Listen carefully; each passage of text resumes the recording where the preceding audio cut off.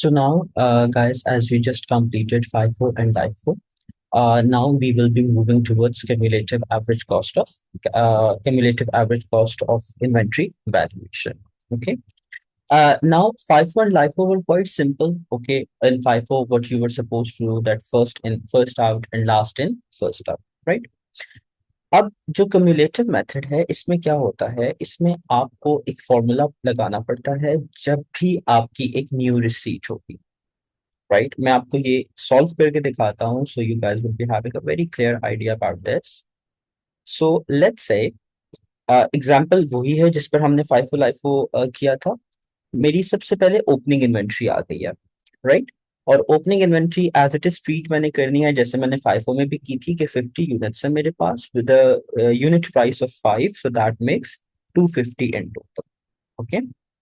Opening inventory के बाद मेरी जो पहली रिसीट होगी वो भी मैं एज इट इज जो है वो लिख दूंगा, दैट इज, सॉरी रिसीट्स तो यहाँ पर है, दैट इज 40 यूनिट्स है मेरे पास, $6 की प्राइस पर है, so that is going to be 240 units, $240 in total. Okay. अब देखें आपका जो यहाँ पर ये जो कॉलम मैंने बनाया दैट इज एवरेज कॉलम। आपने ये बात याद रखनी है कम्युलेटिव के केस में कि जब भी आपकी एक रिसीट होगी उसके बाद you have to calculate an average cost. अब ये एवरेज कॉस्ट कैसे कैलकुलेट होती है, तो ये देखिए मैंने इसका फॉर्मूला जो है वो ऊपर ऑलरेडी लिख दिया है। इस फॉर्मूला को अब मैं डायरेक्टली अप्लाई करता हूँ, you guys need to tally this with me. So सबसे पहले मैं क्या लिखूंगा, कॉस्ट ऑफ रीसेंट रिसीट, मैंने जो अभी अभी रिसीट की है उसकी कॉस्ट क्या थी, 240, प्लस जो मेरे पास ओपनिंग बैलेंस था उसकी कॉस्ट क्या थी, 250, राइट? डिवाइडेड बाय, देखें अब जो मैंने सबसे रीसेंट रिसीट की थी उसके यूनिट्स क्या थे, 40, सॉरी इसको ब्रैकेट में करना था, 40, एंड प्लस जो मैंने अब ओपनिंग यूनिट्स थे मेरे पास वो कितने थे, 50, राइट? तो ये मैंने फॉर्मूला लगाया। मैंने फॉर्मूला क्या लगाया, देखें जो सबसे रीसेंट कॉस्ट थी उस रीसेंट रिसीट थी उसकी कॉस्ट, प्लस मैंने ओपनिंग जो यूनिट्स थे उनकी कॉस्ट, डिवाइडेड बाय जो रीसेंट रिसीट के यूनिट्स थे वो, प्लस ओपनिंग यूनिट्स जो थे वो, तो मेरे पास एक एवरेज निकल आ गई दैट इज 5.4। अब ये जो एवरेज है ना, इस एवरेज पर अगर इसके बाद मेरे पास कोई भी इशू होगा ना तो वो मैं इस एवरेज पर बेसिकली जो है वो कैलकुलेट करूंगा। सो यस, तो मैं इसको वन फिगर तक राउंड ऑफ जो है वो कर देता हूँ, 5.4। ठीक हो गया, तो इसको जो है ना मैं बोल्ड में लिख देता हूँ because this is important. And balance उसी तरह कैलकुलेट होगा, 50 plus 40 gives me 90 units, okay, and 250 plus 240 that gives me 490 balance. यहां तक आई होप सो आप लोगों को बात समझ में आ गई। अब देखें रिसीट के बाद एक और रिसीट हो रही है, अब एक और रिसीट हो रही है, that is we are buying in 80 units at a cost of $4 per unit, so that makes 320 units. ठीक है ना? अब देखें जैसे मैंने आपको कहा था कि जैसे ही रिसीट होगी हम दोबारा से एवरेज कैलकुलेट करेंगे। अब क्योंकि एक नई रिसीट हो गई है तो ये जो पुरानी एवरेज थी ये अब नल हो गई है, इसका अब हम यूज नहीं कर सकते, हम एक न्यू एवरेज निकालेंगे। अब वो न्यू एवरेज कैसे निकालेंगे, तो प्लीज दोबारा से देखिएगा, जो रीसेंट रिसीट थी उसकी कॉस्ट क्या है, 320, प्लस जो मेरा ओपनिंग बैलेंस था। अब यहाँ पर स्टूडेंट्स कंफ्यूज हो जाते हैं, ओपनिंग बैलेंस का मतलब ये नहीं कि जो महीने के शुरू में पड़ा था, दैट मींस कि इस रिसीट से पहले आपके पास ओपनिंग बैलेंस कितना था, तो इस रिसीट से पहले ओपनिंग बैलेंस कितना था, 490, तो मैं 490 यहां लिखूंगा, डिवाइडेड बाय, देखें इस रिसीट में कितने यूनिट्स हमने बाय किए, 80, प्लस इससे पहले कितने पड़े हुए थे, 90, तो मैंने एक न्यू एवरेज कैलकुलेट कर दी दैट इज 4.7, 4.8 में कन्वर्ट हो जाएगा ये, and let's me make it bold. तो अब देखें टोटल यूनिट्स हमारे पास कितने पड़े हैं, 90 पहले पड़े हुए थे, 80 हमने अभी ले लिए दैट इज 170, 490 का बैलेंस पहले था, 320 का अब आ गया, तो हमारे पास अमाउंट आ गई 890। ठीक है।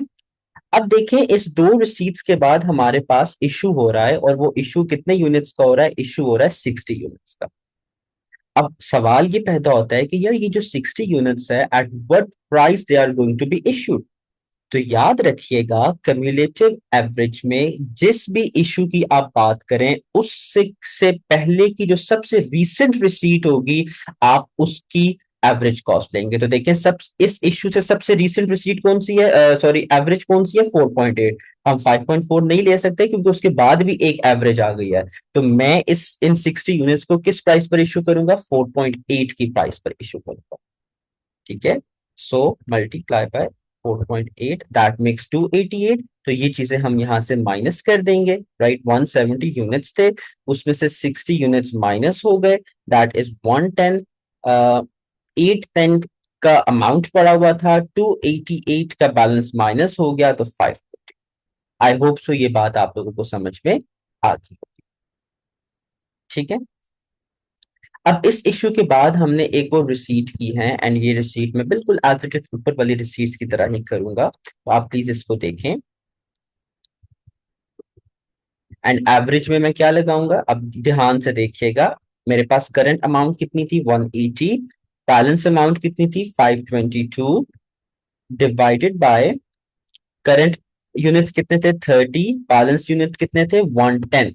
ठीक है, तो दैट मेक्स गिव्स मी 5 की जो मेरे पास एवरेज आ गई है वो आ जाए। ठीक है, और इस 5 के एवरेज के बाद 110 में 30 ऐड किए, दैट मेक्स 140 यूनिट्स, एंड 522 में 180 ऐड किया, so that is going to be 702। Still I am gonna add it, 702। Okay, I hope so ये बात आपको समझ में आ गई होगी। Then now let's do another issues. अब ये इश्यूज कितने के हैं, ये इश्यूज हैं 50 के। अब देखिए, इस इश्यू से पहले सबसे रीसेंट एवरेज कौन सी निकली है, 5.0 की। तो मैं 5.0 यूज करूंगा, and 5 into 5 that makes 25, and then 0 to 50। Okay, now minus कर दें, 140 में से 50 माइनस कर दिया आपने, तो दैट गिव्स यू 90 यूनिट्स। देखें, पहले भी हमारे फाइव लाइफो में 90 ही की क्लोजिंग इन्वेंट्री थी, तो क्लोजिंग इन्वेंट्री हमेशा आपकी सेम आएगी। इन टर्म्स ऑफ यूनिट्स की मैं बात कर रहा हूँ, okay, not in terms of value. और ये हमारे पास जो है आपका बैलेंस अमाउंट बच गया। ये जो बैलेंस अमाउंट है, ये आपका क्या है, ये आपकी क्लोजिंग इन्वेंट्री है। याद रखिएगा, कम्युलेटिव में क्या होगा, कम्युलेटिव एवरेज मेथड में आपने एक फॉर्मूला लगाना है, जो मैंने ये लिखा हुआ है, आप इसको अपने पास नोट कर सकते हैं। और ये फॉर्मूला तब लगेगा जब आपकी रिसीट होगी। जब भी आपने इशू करना है, उस इशू से पहले वाली, फौरन पहले वाली एडजेसेंट रिसीट जो है, उसकी एवरेज आपने यूज करनी होगी। ठीक है, अब हम कम्युलेटिव एवरेज के बाद पीरियोडिक एवरेज की बात करते हैं। So let's start with periodic average. अब हम लोग जो है पीरियोडिक एफओ की बात करेंगे। ठीक है, पीरियोडिक एफओ लास्ट आपका मेथड होता है इन्वेंट्री वैल्यूएशन का। इसमें भी सेम वही फॉर्मूला लगता है जो हम कम्युलेटिव में लगाते हैं, लेकिन इसमें फर्क सिर्फ ये होता है कि आपको क्वेश्चन सॉल्व करने से पहले इस फॉर्मूला को लगाकर तमाम रिसीट्स को इंक्लूड करना पड़ता है। तो ये फॉर्मूला मैं थोड़ा सा चेंज करूंगा, आप लोगों ने यहाँ पर ध्यान देना है। मैंने कम्युलेटिव के केस में लिखा था cost of recent receipt, right. लेकिन अब पीरियोडिक के केस में मैं जो हूं लिख रहा हूं cost of all receipts plus cost of opening balance divided by units of recent नहीं आ जाएगा, divided by units of all receipts. ठीक है, मैं थोड़ा सा फॉर्मूला इसमें चेंज करूंगा। अब देखिए, इस फॉर्मूला को मैं अप्लाई कैसे करता हूं। मेरे मेरे पास कितनी रिसीट हुई थी, मैं यहाँ पर इसका सोल्यूशन कर लेता हूँ। मेरे पास जो पहली रिसीट हुई थी, उसमें कितने यूनिट्स थे, 40 यूनिट्स थे, और उनकी प्राइस क्या थी, 240, जैसा कि मैंने क्वेश्चन में भी लिखा हुआ है। मेरे पास जो दूसरी रिसीट हुई थी, उसके यूनिट्स थे 80, और उसकी टोटल प्राइस क्या थी, 320। और मेरे पास जो तीसरी रिसीट हुई थी, उसके मैं यूनिट्स देख लेता हूँ कितने थे मेरे पास। उसके यूनिट से 30 यूनिट्स थे, और $6 पर हमने खरीदे थे। तो 30 × 6 करेंगे तो 180। अब देखिए, आपने पीरियोडिक के केस में क्वेश्चन को सॉल्व करने से पहले सेपरेटली तमाम रिसीट के यूनिट्स का टोटल कर देना है, राइट। आपने तमाम रिसीट के जो यूनिट्स हैं, उनका टोटल कर देना है लाइक दिस, एंड उनकी जो कॉस्ट होगी उसका भी टोटल आपने कर देना है।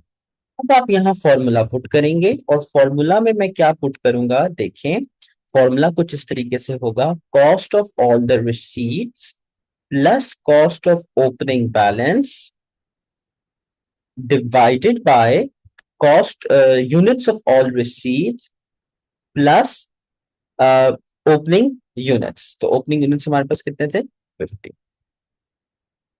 तो ये मेरा फॉर्मूला हो जाएगा। अब अगर मैं इसको सॉल्व करूं तो that makes 740 plus 250 divided by 150 plus 50, that makes 4.95।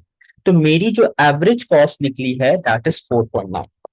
अब देखिए ये मेरे पास एक ही एवरेज आई है, राइट, मैं यहां लिख देता हूं। अब मैं जितने मर्जी इश्यूज करूं पूरे महीने में, मेरी यही एवरेज रहेगी। तो आपको याद था कि 2 रिसीट्स के बाद आपका पहला इशू होता है 60 यूनिट्स का, राइट। तो देखिए जब 60 यूनिट्स आप इशू करोगे ना, तो वो किस प्राइस पर करोगे, वो 4.95 की प्राइस पर आपने करने हैं, ठीक है। आई होप सो ये बात आपको समझ में आ गई होगी। सिर्फ फर्क ये है कम्युलेटिव में कि कम्युलेटिव में हर रिसीट के बाद आपने एवरेज कॉस्ट करनी फाइंड करनी है, एंड पीरियोडिक में सिर्फ एक दफा आपने क्वेश्चन को सॉल्व करने से पहले यूज करना। अब मैं वो पूरा टोटल नहीं लिख रहा, मैं डायरेक्ट यहाँ पर जो हमारा दूसरा इश्यू था वो था 30 यूनिट्स का। जब मैं 30 यूनिट्स का इश्यू करूंगा तो तब भी मैं 4.95 ही अपनी प्राइस जो है वो चार्ज करूंगा, ठीक है। आई होप सो ये मेथड्स आपको समझ में आ गए होंगे। सो दिस वाज अबाउट एफको एंड पीरियोडिक। फाइफो लाइफो हम ऑलरेडी कवर कर चुके हैं। अब मैं आपको एक शीट शो करूंगा, एक एक टेबल शो करूंगा जिसमें थ्योरेटिकल एक्सप्लेनेशन मौजूद होगी रिगार्डिंग फाइफो लाइफो एंड एफको। हम उस पर थोड़ी सी बात करते हैं, एंड देन हमारा जो ये सेक्शन है अकाउंटिंग फॉर मटेरियल्स का, उसमें जो इन्वेंट्री वैल्यूएशन सेक्शन है वो कंप्लीट हो जाएगा। Right, so let me show you guys the document that I'm talking about. Now this is basically a table that I basically made, जिसमें तमाम की तमाम जो आपकी theoretical बातें हैं regarding the inventory valuation वो जो है वो combined है। देखिए अगर हम हमारे पास दो कॉन्सेप्ट्स होते हैं, एक होता है प्राइस इंक्रीजिंग और एक होता है प्राइस डिक्रीजिंग, ठीक है। देखिए अगर हम कॉस्ट ऑफ इशू की बात करें, यानी जिस प्राइस पर हम इशू कर रहे हैं, अगर हम फाइफो का मेथड यूज करते हैं और हमारी प्राइसेस इंक्रीज हो रही हैं, प्राइसेस इंक्रीज का मतलब है कि जिस प्राइस पर हम चीजें खरीदते हैं ना वो इंक्रीज हो रहा है। आपका पहले रिसीट की प्राइस होगी $2, दूसरे की $4, तीसरे की $6, चौथे की $8। यानी जैसे जैसे आप टाइम गुजर रहा है आपकी चीजें महंगी होती जा रही हैं। तो देखो जब चीजें महंगी होंगी तो फाइफो जब आप यूज कर रहे हो, तो फाइफो का क्या मतलब है, आपने सबसे पहले पुरानी चीजें इश्यू करनी है। पुरानी चीजों की प्राइस तो कम होगी। जब पुरानी चीजों की प्राइस कम होगी और जब आप उनको सेल करेंगे तो आपका प्रॉफिट क्या हो जाएगा, ज्यादा हो जाएगा। तो मैंने आपको दो बातें बताई। नंबर वन, जब फाइफो की हम बात, इसको प्लीज जरा ध्यान से सुनिएगा, फाइफो की जब हम बात करते हैं और जब मार्केट में प्राइसेस रिसीट की ज्यादा होती हैं, तो हम सबसे पहले पुरानी चीज इशू करेंगे तो कॉस्ट ऑफ इशू कम हो जाएगी। कॉस्ट ऑफ इशू कम होगी और जब वो चीज बिकेगी तो कॉस्ट में और सेल में ज्यादा गैप आ जाएगा, तो प्रॉफिट आपका ज्यादा हो जाएगा, ठीक है। और आखिर में आपके पास कौन सी चीजें बचेंगी, वो चीजें बचेंगी जो आपने अभी अभी खरीदी है, क्योंकि पुरानी चीजें तो खत्म हो गई, राइट। तो उनकी तो प्राइस ज्यादा होगी, तो आपकी क्लोजिंग इन्वेंट्री क्या हो जाएगी, ज्यादा आ जाएगी, ठीक है। तो इसी तरीके से अगर आप फाइफो की बात करें और डिक्रीजिंग प्राइसेस की बात करें, डिक्रीजिंग प्राइसेस का क्या मतलब है कि अब रिसीट की प्राइस कम हो रही है, तो जो सबसे पुरानी चीजें आपने खरीदी होंगी वो बहुत महंगी खरीदी होंगी, तो कॉस्ट ऑफ इश्यू आपकी ज्यादा हो जाएगी। कॉस्ट ऑफ इश्यू ज्यादा हुई तो कॉस्ट ऑफ इश्यू और सेल्स में गैप कम हो जाएगा, प्रॉफिट कम हो जाएगा। और पीछे कौन सी चीजें बचेंगी, वो जो आपने सबसे रिसेंटली खरीदी हैं उनकी प्राइस तो कम होगी, तो क्लोजिंग इन्वेंट्री आपकी कम आ जाएगी, ठीक है। इनको बिल्कुल ऑपोजिट करें तो आपका लाइफो बनता है। देखिए मैं आपको यहाँ एक्सप्लेन कर देता हूँ। फाइफो में प्राइस इंक्रीज हो रही है, कॉस्ट ऑफ इश्यूज, देखिए ओल्डर चीपर इन्वेंट्री आप पहले इश्यू करोगे तो आपकी कॉस्ट ऑफ इश्यूज कम हो जाएगी। लेकिन लाइफो में आपने नई एक्सपेंसिव चीजें पहले इश्यू कर देनी है, कॉस्ट ऑफ इश्यूज ज्यादा हो जाएगी। ठीक है। फाइफो में डिक्रीजिंग प्राइसेस के केस में पुरानी चीजें जो है आपकी क्या होंगी, पहले इश्यू होंगी तो कॉस्ट ऑफ इश्यू ज्यादा है। लेकिन लाइफो में नई चीजें पहले इश्यू होंगी, नई चीजें तो सस्ती मिल रही हैं तो आपकी लोवेस्ट आ जाएगी। ठीक है। अब I believe it's better you guys go and work on this your self rather than me explaining, because I know that will get confusing. Okay, आपने क्या करना है, आपने इन चीजों को रिवाइज करना है। रिवाइज मतलब आपने सिर्फ इसकी एक्सप्लेनेशन पढ़नी है।